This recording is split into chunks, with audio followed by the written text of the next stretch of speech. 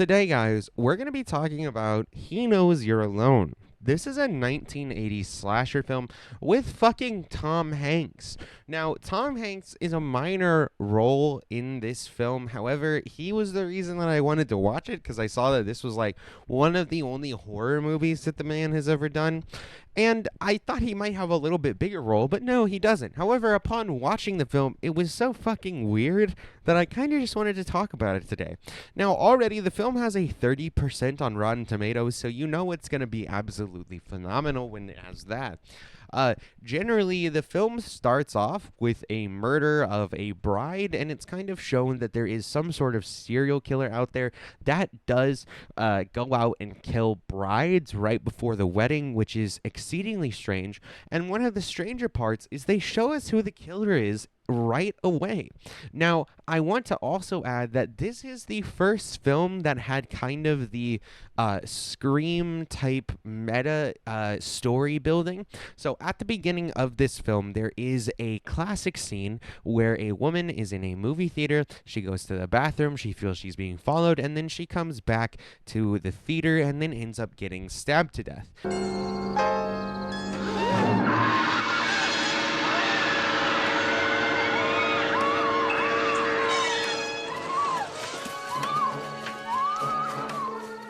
I can't take this anymore.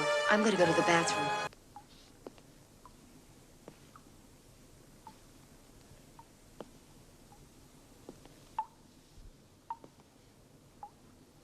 Is that you, Ruthie?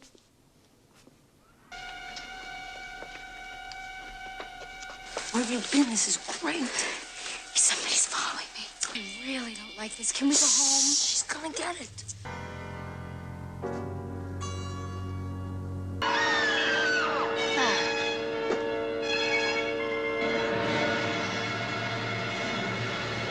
If you know of Scream 2 or Scary Movie, then you'll know that this is a trope that has been done a few times, and this is apparently where the entire thing started. However, again, the killer is immediately pretty much shown, and then for some reason, he's not just going to kill the bride that he wants to kill now, he's going out and he's killing every fucking person around this bride. Now, there's a reason that is brought up later as to why this is happening, but so generally speaking, this bride has that we're going to be focusing on and was the main focus of this movie has a ex-boyfriend who went away for a while, and he came back and he is constantly trying to court her. And I wasn't stolen, Marvin. You just lost me. I left town for one lousy summer and Phil sweeps you off your feet? Well, you shouldn't have gone. On top of that, we have a really weird detective who looks kind of like fucking Tom Selleck, I guess. I don't know what Tom Selleck looks like, but in my head, I have a picture of what I think he looks like, and so I'm just going to go with that and say that, yes, this guy looks like Tom Selleck.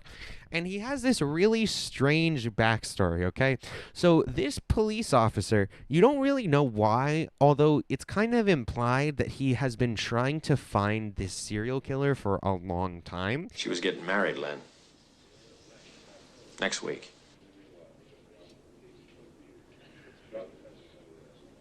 I bet it's him. Oh, wait. Don't jump to any conclusions. I mean, it might be a coincidence. Coincidence? Yeah. No, Frank, he's back. He's giving me a second chance. And it's not really explained until the end. The cop was going to marry a girl. And then the girl got murdered right before the wedding. And ever since that day, he has been destined to kill this fucking guy. So the entire film has a Halloween type feel because the entire film, the guy just kind of fucks with the main bride that we're following and just kind of like watches her from a distance. But anytime the bride tries to like bring somebody over to see, the guy disappears.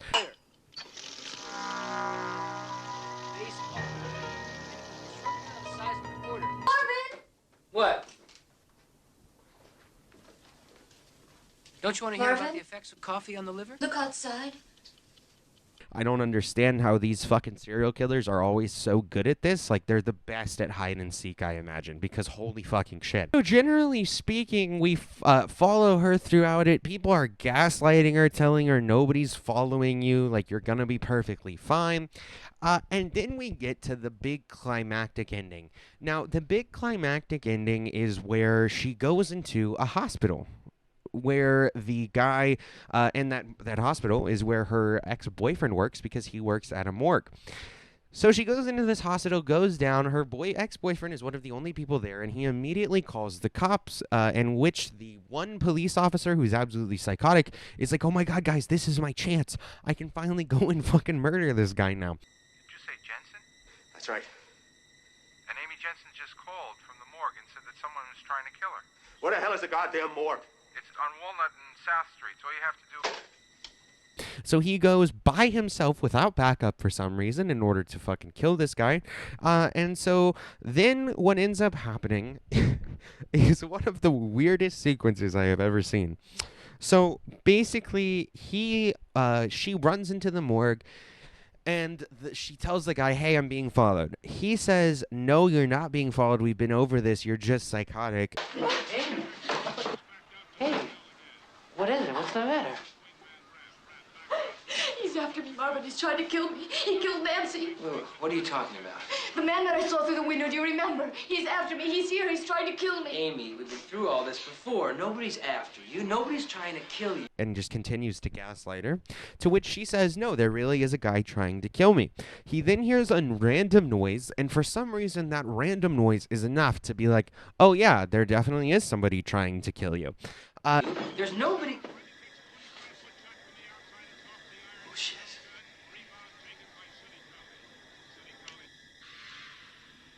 You mean this whole thing's been on the level? Yes. What are we going to do? Do? You're gonna call the police? I'm gonna go check it out. I'll be right back. So then he decides to go check it out for some reason, which was absolutely fucking stupid. And on top of that, the cop finally does show up, and he goes down and finds the woman, the bride, like screaming like bloody fucking murder.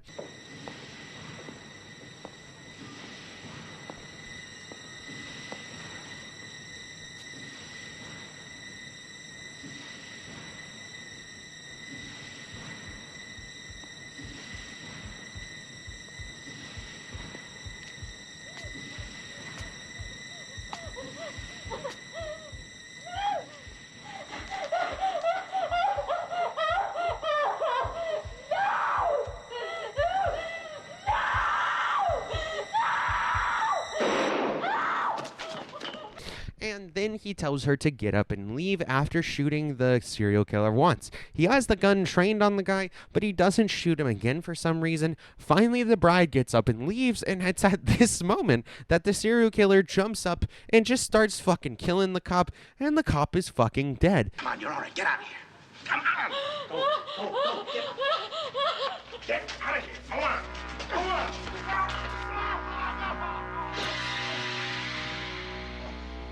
He never got his retribution, and he was absolutely fucking useless in the end. The bride, runs away, gets to the car, and it's kind of implied that, like, the killer just kind of disappeared. And then later on, we see that she is going to get married to her ex now. She's no longer getting married to her, like, the dude that she was gonna marry before. Turns out, the dude that she was gonna marry before was the serial killer the entire time.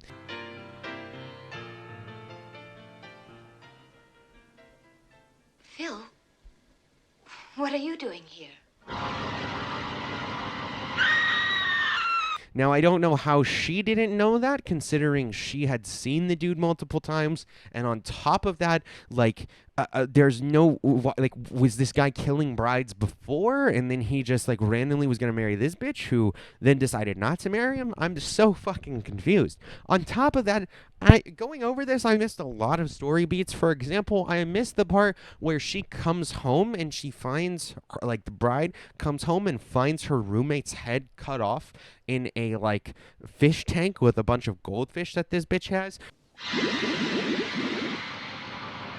I also didn't even mention, and you're probably wondering, where does Tom Hanks come in? Tom Hanks plays a small minor role where he ends up dating like the roommate or whatever. Too bad they don't have a roller coaster. Thank God for small things. Don't you like to be stared at? No. Most people do, actually. I mean, like to be scared. It's something primal, something basic. That gets her head cut off and tossed into a fishbowl. And so he was dating her, and there was supposed to be a scene, and the exact scene actually where the roommate gets killed. He was supposed to be with her in that scene and get murdered. But apparently the directors liked him so much that they said, we're not gonna shoot you dying. We're gonna rewrite it and make you have an even smaller role, so that way you don't have to die. Which is weird. Like, why would you minimize an actor's role if you like him? I don't know. But anyway, point of the matter is, what do you guys think? Did you like this? Did you see this movie? Probably not. Did you enjoy it? Did you hate it? Let me know in the comments down below. Besides that, you can follow us on Twitter and Instagram. That'll pop over in the outro. The rest of our links are down in the description. You can follow us on gaming sessions for content about video games, smoking sessions for content about movies more like this. And I'll see you all in the next CrazyRocky video.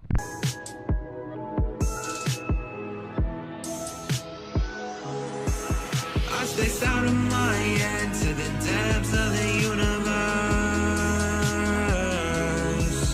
It's a spell or a chance just to open up a